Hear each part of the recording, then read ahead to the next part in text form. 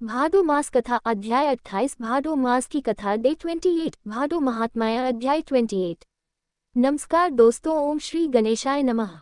आप सभी का दिन शुभ और मंगलमय हो। आज सुनिए आगे की कथा। मुनि बोले, हे ब्राह्मण, आपके मुख से निकले हुए पुण्य धर्म अमृत वचनों से हमें तृप्ति ही नहीं होती बल्कि अधिकाधिक सुनने की उत्सुकता बढ़ती ही जाती है। मुने, आप परम बुद्धिमान हैं और प्राणियों की उत्पत्ति, लय और गति को जानते हैं, इसलिए हम आपसे और भी प्रश्न करते हैं। सुनने में आता है मुनिवर की यमलोक का मार्ग बड़ा दुर्गम है, वह सदा दुख और क्लेश देने वाला है और सभी प्राणियों के लिए भयंकर भी है। उस मार्ग की लंबाई कितनी है और मनुष्य उस मार्ग से यमलोक की यात्रा किस प्रकार करते हैं? मुने, कौन सा ऐसा उपाय है जिससे नरक के दुखों की प्राप्ति ना हो सके? कृपया बताए। व्यास जी कहने लगे, उत्तम व्रत का पालन करने वाले मुनि रो, सुनो, ये संसार चक्र प्रवाह रूप से निरंतर चलता ही रहता है। अब मैं प्राणियों की मृत्यु से लेकर आगे जो अवस्था होती है उसका वर्णन करूंगा, ध्यानपूर्वक सुनो। इसी प्रसंग में यमलोक के मार्ग का भी निर्णय किया जाएगा। यमलोक और मनुष्य लोक में 86,000 योजन का अंतर है। उसका मार्ग तपाए हुए तांबे की तरह पूरी तरह तप्त रहता है। प्रत्येक जीव को यमलोक के मार्ग से जाना ही पड़ता है। पुण्यात्मा पुरुष पुण्य लोकों में और नीच पापाचारी मनुष्य पापम लोकों में चले जाते हैं। यमलोक में भी 22 नरक है जिनके भीतर पापी मनुष्यों को अलग अलग यातनाएं दी जाती है। उन नरकों के नाम ये हैं: ररव, रौद्र, शुक, ताल, कुंभीपाक नरक, महाघर, शाल, मल, विमोह, किटामी, भक्ष, लाला भक्ष, ब्रह्म, पीप बहाने वाली नदी, रक्त बहाने वाली नदी, जल बहाने वाली नदी, अग्निज्वाल, महारुद्र, संदृश, शून्य भोजन, घोर वैतरणी और अस्पत्र वन। यमलोक के रास्ते में ना तो कहीं वृक्ष की छाया है, ना तालाब और पोखरे है, ना बावड़ी है, ना पुष्करणी है, ना कुएं है, ना पसले है, धर्मशाला भी नहीं है, मंडप नहीं है, ना घर है, ना नदी और पर्वत है, और ठहरने के योग्य तो कोई स्थान है ही नहीं जहाँ अत्यंत कम पड़ा हुआ थका मादा जीव विश्राम कर सके। उस महान मार्ग पर सभी पापियों को निश्चय ही जाना पड़ता है। जीव की यहाँ जितनी आयु निश्चित की गई है उसका पूरा भोग हो जाने पर इच्छा न रहते हुए भी उसे प्राणों का त्याग करना ही पड़ता है। जल, अग्नि, विष, शुद्ध रोग तथा पर्वत से गिरने आदि किसी भी निमित्त को लेकर देहदली जीव अपने कर्मों के अनुसार यातना भोगने के योग्य दूसरा शरीर धारण करता है। उसे सुख और दुख भोगने के लिए सुदृढ़ शरीर की प्राप्ति होती है। बापाचा मनुष्य उसी देह से बहुत कष्ट भोगता है और धर्मात्मा मनुष्य प्रसन्नता पूर्वक सुख का भागी होता है। शरीर में जो गर्मी या पित्त है वह तीव्र वायु से प्रेरित होकर जब अत्यंत कुपित हो जाता है उस समय बिना ईंधन के ही जलती हुई अग्नि की तरह बढ़कर मर्म स्थानों को विदीर्ण कर देता है। उसके बाद उदान नामक वायु ऊपर की ओर उठता है और खाए पिए हुए अन्न जल को नीचे की ओर जाने से रोक देता है। उस आपत्ति की स्थिति में भी उसी को प्रसन्नता रहती है जिसने पहले जल, अन्न और रस का दान किया है। जिस पुरुष ने श्रद्धा से पवित्र किए हुए अंतःकरण के द्वारा पहले अन्न दान किया है वह उस रुग्ण अवस्था में अन्न के बिना भी तृप्ति का लाभ करता है। जिसने कभी झूठ नहीं बोला, दो प्रेमियों के पारस्परिक प्रेम में बाधा नहीं डाली और जो आस्तिक और श्रद्धालु है वह सुखपूर्वक मृत्यु को प्राप्त होता है। जो देवता और ब्राह्मणों की पूजा में संलग्न रहते, किसी की निंदा नहीं करते तथा सात्विक, उदार और लज्जाशल होते हैं, ऐसे मनुष्य को मृत्यु के समय कष्ट नहीं होता। जो कामना से, क्रोध से या फिर द्वेष के कारण धर्म का त्याग नहीं करता, शास्त्रोक्त आज्ञा का पालन करने वाला तथा सौम्य होता है, उसकी मृत्यु भी बहुत सुख से होती है, उसे मृत्यु के समय कष्ट नहीं होता। जिन्होंने कभी जल का दान नहीं किया है उन मनुष्यों को मृत्यु काल आने पर अधिक जलन होती है तथा अन्नदान न करने वालों को उस समय भूख का भी बहुत भारी कष्ट भोगना पड़ता है। जो लोग जाड़े के दिनों में लकड़ी दान करते हैं वे शीत के कष्ट को जीत लेते, जो चंदन दान करते हैं वे ताप पर विजय पा लेते हैं, और जो किसी भी जीव को कभी परेशान नहीं करते वे मृत्यु काल में प्राण घात नहीं, क्लेश में, वेदना का, पीड़ा का अनुभव नहीं करते। ज्ञानदाता पुरुष मोह पर और दीप दान करने वाले अंधकार पर विजय पाते हैं। जो झूठी गवाही देते, झूठ बोलते, अधर्म का उपदेश देते और वेदों की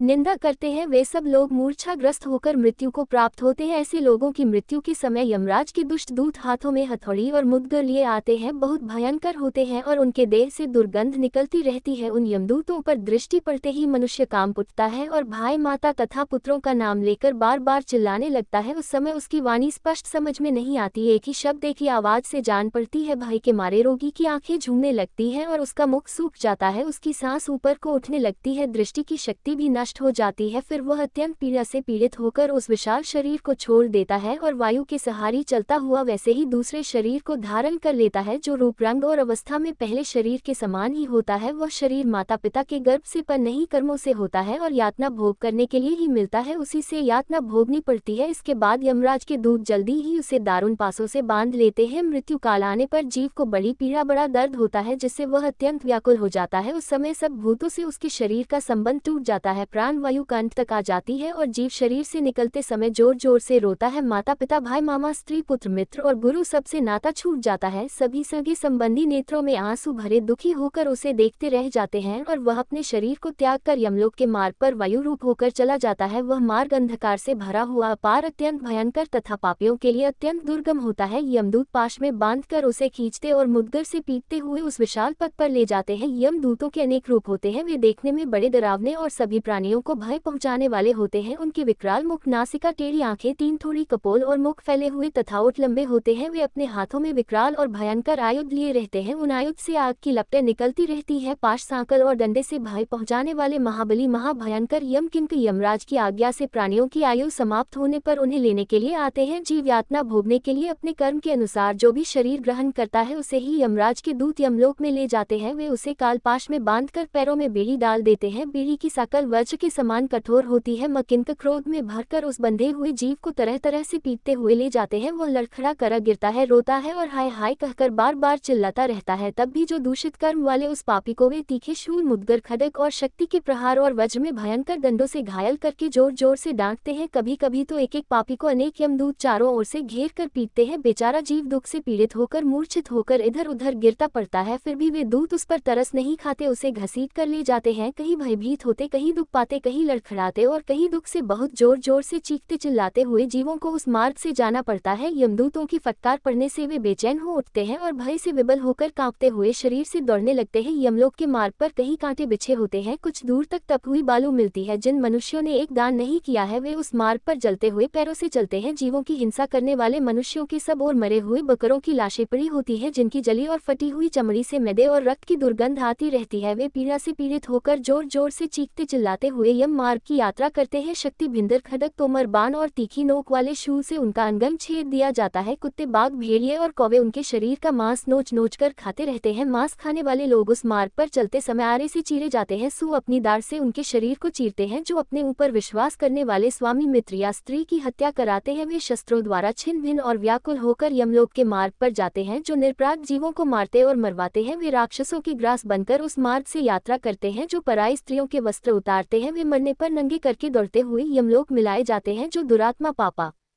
चारी, अन्न, वस्त्र, सोने, घर और खेत का अपहरण करते हैं उन्हें यमलोक के मार्ग पर पत्थरों, लाठियों और डंडों से मारकर जर्जर कर दिया जाता है और वे अपने हरण से रक्त बहाते हुए यमलोक में जाया करते हैं। जो नराधम नरक की परवाह ना करके इस लोक में ब्राह्मण का धन हड़प लेते उन्हें मारते और गालियां सुनाते हैं। उन्हें सूखी लकड़ी में बांधकर उनकी आंखें फोड़ दी जाती हैं और नाक कान काट लिए जाते हैं। फिर उनके शरीर में पीप और रक्त पोत दिए जाते हैं तथा काल के समान गीध और गीदड़ उन्हें नोच नोच कर खाने लगते हैं। इस दशा में भी क्रोध में भरे हुए भयानक यमदूत उन्हें पीटते हैं और वे चिल्लाते हुए यमलोक के रास्ते पर चलने लगते हैं। इस प्रकार वह मार्ग बड़ा ही दुर्गम और अग्नि के समान प्रज्वलित है। उसे ररव अर्थात जीवों को रुलाने वाला नरक कहा गया है। वह ऊंची ऊंची भूमि से युक्त होने के कारण मानव मात्र के लिए अगम्य है। तपाए हुए तांबे की तरह उसका रंग है। वहाँ आग की चिंगारियां और लपटें ही दिखाई देती है। वह मार्ग कांटों से भरा है, शक्ति और वज्र आदि आयुध से भरा हुआ है। ऐसे कष्टप्रद मार्ग पर निर्दय यमदूत जीव को घसीटते हुए ले जाते हैं और सब प्रकार से उन्हें अस्त्र शस्त्रों से मारते रहते हैं। इस तरह पापासक्त अन्याय मनुष्य विवश होकर मार खाते हुए दुर्द यमदूतों के द्वारा यमलोक में ले जाए जाते हैं। यमराज के सेवक सभी पापियों को उस दुर्गम मार्ग में बड़े अवेल पूर्वक ले जाते हैं। वह अत्यंत भयंकर मार्ग जब समाप्त हो जाता है तब यमदूत पापी जीव को तांबे और लोहे की बनी हुई भयंकर यमपुरी में प्रवेश कराते हैं और वह पुरी बहुत विशाल है। उसका विस्तार लाख योजन का है। वह चौकोर बताई जाती है। उसके 4 सुंदर दरवाजे हैं। उसकी 4 दीवारी सोने की बनी है जो 10,000 योजन ऊंची है। यमपुरी का पूर्व का द्वार बहुत ही सुंदर है। वहाँ फहराते हुई सैकड़ों पताका उसकी शोभा बढ़ाती है। हीरे, नीलम, पुखराज और मोतियों से वह द्वार सजाया जाता है। वहाँ गंधर्व और अप्सराओं के गीत और नृत्य होते रहते हैं। उस द्वार से देवताओं, ऋषियों, योगियों, गंधर्व, सिद्धों, यक्ष और विद्याधरों का प्रवेश होता है। उस नगर का उत्तर द्वार घंटा, छत्र, चंवर तथा नाना प्रकार के रत्नों से अलंकृत है। वहाँ वीणा और वेणु की मनोहर ध्वनि गूंजती रहती है। गीत, मंगल गान तथा ऋग्वेद आदि के सुमधुर शब्द होते रहते हैं। वहाँ महर्षियों का समुदाय शोभा पाता है। उस द्वार से उन्हीं पुण्य आत्माओं का प्रवेश होता है जो धर्म का पालन करने वाले और सत्य बोलने बोलने वाले हैं जिन्होंने गर्मी में दूसरों को जल पिलाया और सर्दी में अग्नि का सेवन कराया है, अर्थात अग्नि तपाई है, जो थके मादे मनुष्यों की सेवा कर और सदा प्रिय वचन बोलते हैं, जो दाता शूर और माता पिता के भक्त हैं तथा जिन्होंने ब्राह्मणों की सेवा और अतिथियों का पूजन किया है, वे भी उत्तर द्वार से ही यमपुरी में प्रवेश करते हैं। यमपुरी का पश्चिम महाद्वार तरह तरह के रत्नों से विभूषित है, विचित्र विचित्र मणियों की वहाँ सीढ़ियाँ बनी हुई है। देवता उस द्वार की शोभा बढ़ाते रहते हैं, वहाँ भेरी मृदंग और शंख आदि वाद्यों की ध्वनि हुआ करती है। सिद्धों के समुदाय सदा प्रसन्नता में भरकर उस द्वार पर मंगल गान गाया करते हैं। जो मनुष्य भगवान शिव की भक्ति में लीन रहते हैं, जो सभी तीर्थों में गोते लगा चुके हैं, जिन्होंने पंचाग्नि का सेवन किया है, जो किसी उत्तम तीर्थ स्थान में या कालिंजर पर्वत पर प्राण त्याग करते हैं, और जो स्वामी मित्र या फिर जगत का कल्याण करने के लिए गौओं की रक्षा करने के लिए मारे गए हैं, वे शूरवीर और तपस्वी पुरुष पश्चिम द्वार से यमपुरी में प्रवेश करते हैं। उस पुरी का दक्षिण द्वार अत्यंत भयानक है, वह संपूर्ण जीवों के मन में भय पैदा करने वाला है, वहाँ निरंतर हाहाकार मचा रहता है, सदा अंधेरा छाया रहता है। उस द्वार पर तीखे सींग, कांटे, बिच्छू, सांप, वज्रमुखी, भेड़िए, व्याघ्र, रीछ, सिंह, गीदड़, कुत्ते, बिला और गीध उपस्थित रहते हैं। उनके मुखों से आग की निकला करती है, जो सदा सबका अपकार करने वाले पापा आत्मा हैं, सभी का अपकार करने वाले हैं, उन्हीं का उस मार्ग से पुरी में प्रवेश कराया जाता है। जो ब्राह्मण, गौ, बालक, वृद्ध, रोगी, शरणागत, विश्वासी, स्त्री, मित्र और निहती मनुष्यों की हत्या कराते हैं, अगम्य स्त्री के साथ संभोग करते हैं, दूसरों के धन का अपहरण कर लेते हैं, दूसरों की धरोहर हड़प लेते हैं, दूसरों को जहर देते और उनके घरों में आग लगाते हैं, पराई भूमि, घर, शया, वस्त्र और आभूषण की चोरी करते हैं, दूसरों के छिद्र देखकर उनके प्रति क्रूरता